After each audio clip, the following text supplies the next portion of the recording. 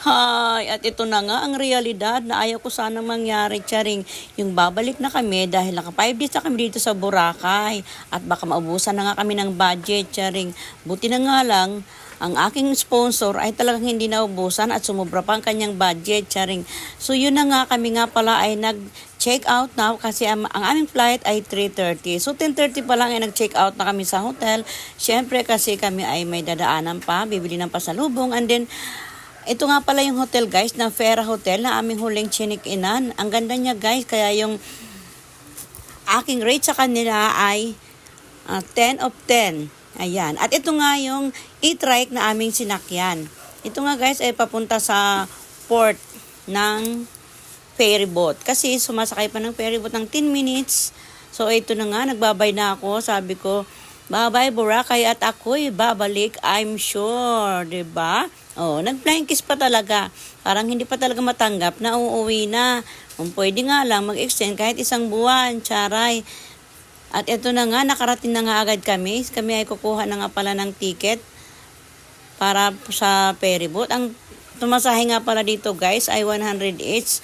10 minutes yung kanyang biyahe. Papunta naman sa port ng sakayan ng bus. At ito nga, medyo marami talagang tao. Kaya tiyaga-tiyaga lang, medyo mainit. Buti na nga lang, nag-sunblock ako dyan. Kaya safe naman ako sa sunburn ng aking face. So dito nga guys, dahil nga maraming tao, ay medyo mag-antay muna tayo ng konti. Ayan. So dami talaga gustong magpasarap, gustong magbakasyon sa Boracay. Lalo na ngayon kasi bakasyon. Kaya asahan mo na marami talagang mga Pilipino, mga Asian dito. At mga Koreano. Kaya naman kami din naman ay nandito. Siyempre, gusto rin naman namin magpasarap, charay. O ayan na nga, at medyo lumuwag-luwag na ng konti. At habang ako naman ay nagbibideo dyan, ay siyempre nakikimarites ako. Ayan nga pala yung mga sasakyan guys. Yan, yung mga nakahilera na pang ferry boat na yan. Ano mga batawag sa kanila? Ferry boat, or whatever. Sila yung mga sasakyan namin guys. Na mabilis naman sila magpatakbo, kaya 10 minutes lang naman ay pwede na. At ayan na nga si Ina, nagpipill up, kasi kailangan talagang mag-fill up sa lahat ng sasakyan. Bakit kaya? Siyempre, alam nyo na yun guys, kaya naman ako muna ay nagkaroon ng pagkakataon dito para magmarites kung ano kaya ang meron dito. Siyempre, kailangan alam mo, para naman sa susunod, kung wala kang kasamang marunong, ay ikaw na mismo ang mag-guide sa mga kasama mo. O, diba? Ayan guys, napakaraming hilera.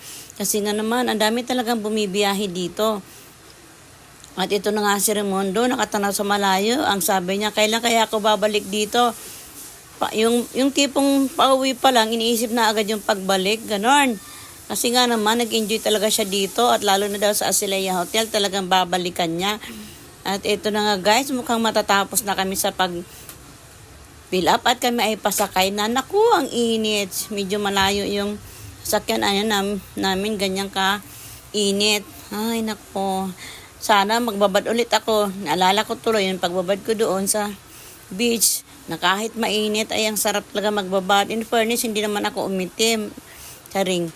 O, eto na nga guys, at kami ay pasakay na. Ayan. Buti na nga lang, saglit lang ang hagdan. Eh, nandoon ka na kaagad sa taas. At nakuha ko pa talagang mag-video. Siyempre, sayang naman yung moment, diba? Naku, pwede nga lang mag-extend pa talaga ako ng isang linggo. Charing. So, ayan guys, si Raimundo. Hindi na magkanda toto. Kasi naman, nadagdagan yung aming mga kargada. Nung papunta namin dito, kanya-kanyang maleta lang na maliit. Ngayon ay may extra ng SM bag. At kaya naman nahirapan na si Raimundo. Di bali, ang nadagdagan, wag lang mabawasan, o di ba? At ito na nga kami sa loob, guys. Ganito yung style. So yun lang muna, guys. At abangan nyo ang part 2 ng aking vlog. Thank you so much for watching. Bye!